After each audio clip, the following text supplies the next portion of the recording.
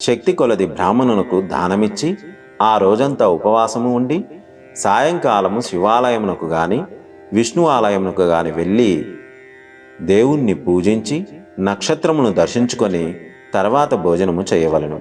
ఈ విధంగా చేసిన వారు సకల సంపదలతో పాటు మోక్షము కూడా పొందుతారు.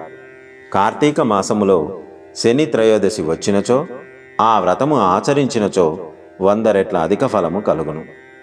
కార్తీక శుద్ధ ఏకాదశి రోజున పూర్తిగా ఉపవాసము ఉండి విష్ణు ఆలయమునకు వెళ్ళి శ్రీహరిని మనసారా ధ్యానించి అక్కడే పురాణ కాలక్షేపం చేసి మరుసటి రోజు బ్రాహ్మణులకు సమారాధన చేసినచో 1,000,000 యజ్ఞములు చేసిన ఫలితము కలుగును.